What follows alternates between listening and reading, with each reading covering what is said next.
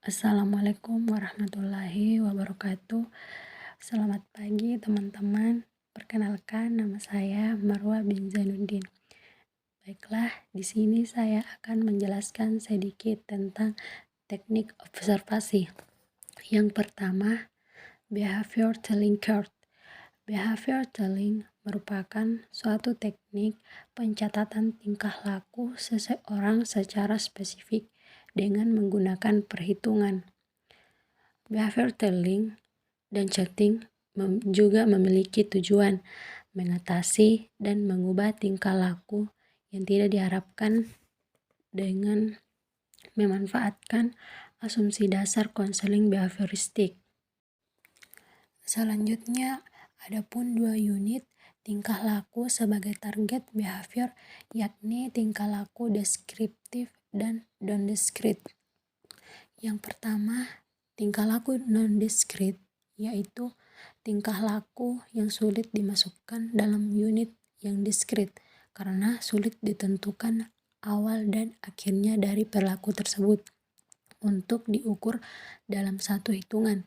Misalnya, anak menangis, berjalan di ruangan, duduk di lantai, mendengarkan musik, duduk di kursi, tertawa cekikan, makan siang, dan melihat keluar jendela. Tingkah laku seperti ini dicatat dalam durasi beberapa lama. Tingkah laku itu terjadi sepanjang pengamatan. Yang kedua, tingkah laku yang diskrit, yakni tingkah laku yang dapat dihitung atau tingkah laku yang dengan segera dapat diidentifikasi mulai dan selesainya.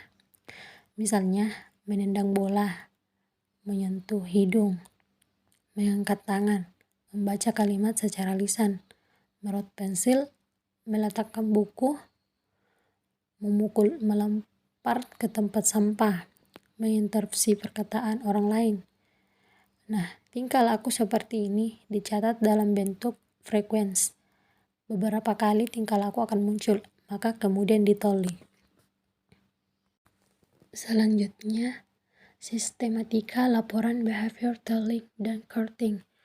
Pertama, pada bagian latar belakang.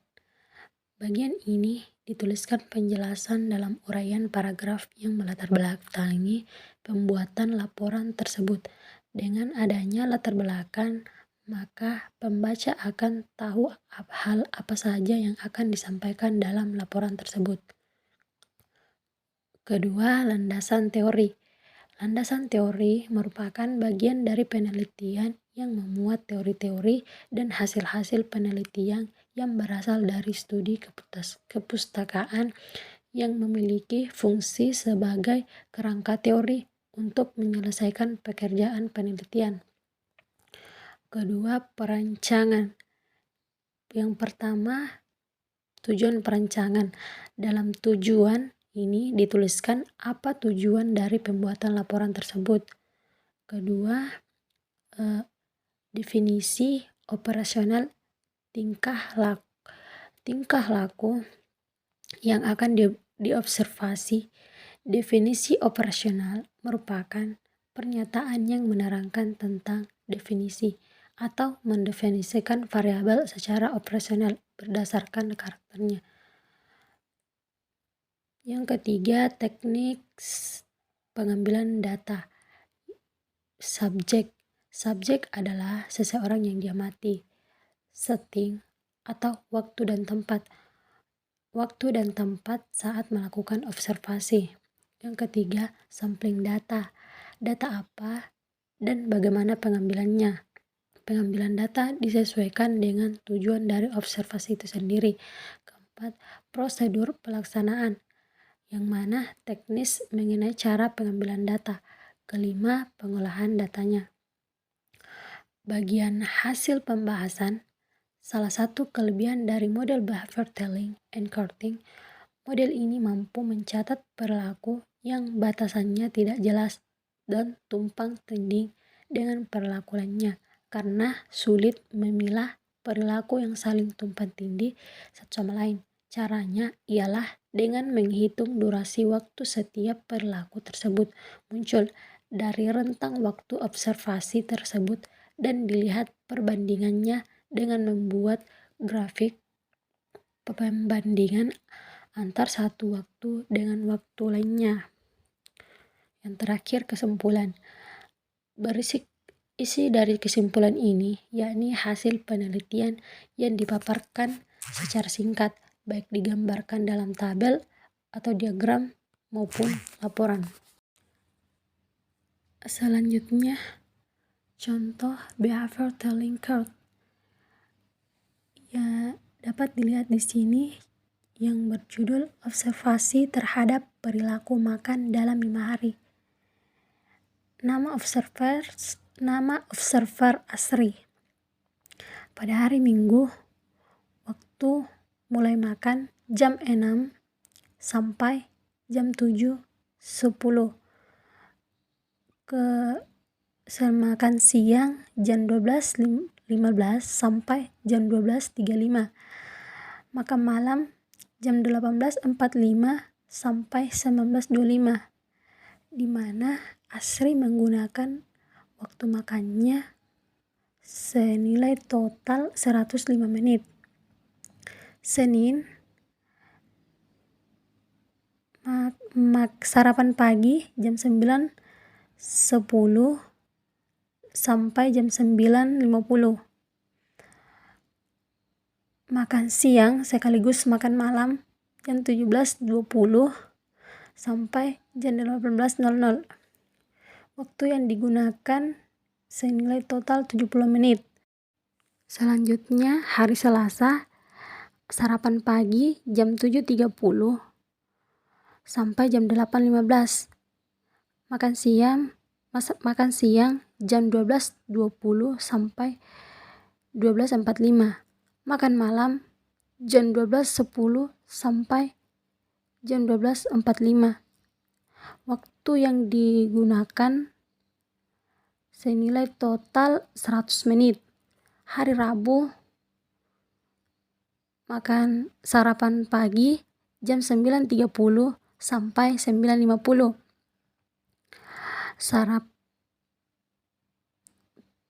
Makan siang sekaligus makan malam jam 17.05 sampai 17.40. Durasi waktu yang digunakan yakni 55 menit. Hari Kamis, sarapan pagi 7.30 sampai 8.40. Makan siang 12.20 sampai 13.10. Makan malam 18.40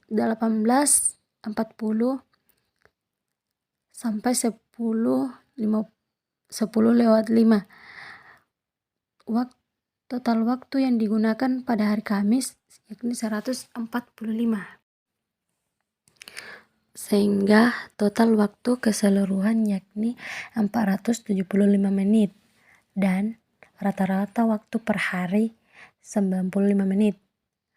Rata-rata waktu per makan 36:54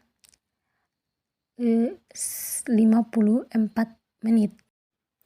Selanjutnya, pada bagian teknik observasi, bagian checklist behavior, yakni behavior checklist merupakan metode observasi yang memberikan keterangan mengenai munculnya suatu perilaku yang diobservasi, merekam, mengamati, dan mencatat secara spesifik. Adapun langkah cara checklist behavior yakni memberikan tanda cek atau centang pada tabel checklist yang sebelumnya telah dituliskan indikator perilaku yang dimunculkan oleh observer. Nah, berikut contoh checklist behavior. Misalkan anak tersebut sering gagal memusatkan perhatian pada tugas atau aktivitas bermain.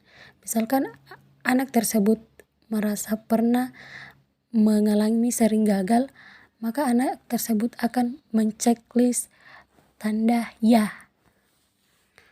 Begitupun dan seterusnya. Ketika anak sering sukar mempertahankan perhatian pada tugas atau anak aktivitas bermain, maka anak akan menceklis ya, bagian ya.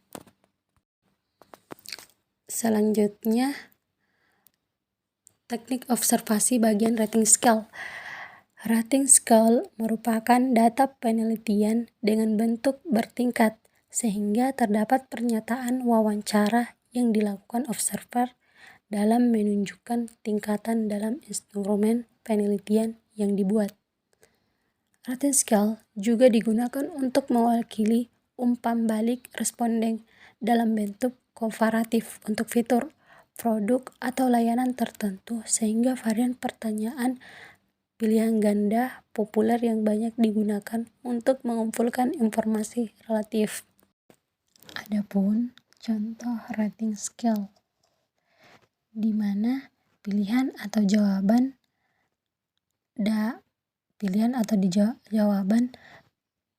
dapat dinilai dengan skor ketika orang yang selalu melakukan mendapatkan skor 1, yang sering skor 2, yang 3 skor jarang skor 3, tidak pernah skor 4. Misalkan aspek yang dinilai, saya selalu mendapatkan hasil belajar yang memuaskan. Misalkan anak tersebut jarang mendapatkan hasil belajar yang memuaskan, maka skornya adalah 3. Begitupun seterusnya. Selanjutnya, teknik observasi pada bagian anecdotal records. Anecdotal record yakni catatan tentang kejadian khusus yang bertalian dengan masalah yang sedang menjadi pusat perhatian pengamat, terutama perilaku individu yang diamati sifatnya. Adapun tujuannya yakni untuk mempelajari pola dan perilaku siswa dalam kehidupan sosial, untuk merencanakan pendidikannya dan membantu pemecahan suatu masalah yang ditimbulkan oleh anak dengan efektif. Adapun manfaatnya yakni memperoleh pemahaman yang lebih tepat dari perilaku atau kebiasaan yang ditunjukkan oleh individu. Adapun contoh anecdotal record, di mana misalkan anak yang bernama Rosa bertempat di halaman sekolah dan waktu pukul 7.30. Perilaku yang ditampakkan oleh anak tersebut, Rosa turun dari boncengan sepeda motor ayahnya. Kakinya menghentak-hentak ke lantai sambil menangis dan berteriak. Selanjutnya, teknik observasi pada bagian narrative description. Pada bagian ini, laporan bersifat narasi yang menceritakan urutan peristiwa secara terperinci. Pencatatan narrative description idealnya memuat tingkah laku yang menjadi target observasi, konteks situasi dan setting di mana tingkah laku yang terjadi, serta rangkaian bagaimana tingkah laku terjadi. Tingkah laku digambarkan secara detail dan terperinci di mana sebelumnya sudah ditentukan kriteria yang akan digunakan. Memperoleh gambaran secara detail mengenai perilaku yang menjadi objek observasi. Adapun contoh narrative description, misalkan anak yang bernama Humaira mendekati 3 orang anak yang sedang berkelompok sambil mengerjakan matematika. Dia mendekatinya, tetapi tidak berbicara sepatah kata pun. Dia kelihatan tidak nyaman. Dia mulai mengatakan sesuatu, kemudian melihat ke bawah. Kelihatannya dia tidak mengerti apa yang harus dilakukan. Dia kembali ke tempatnya.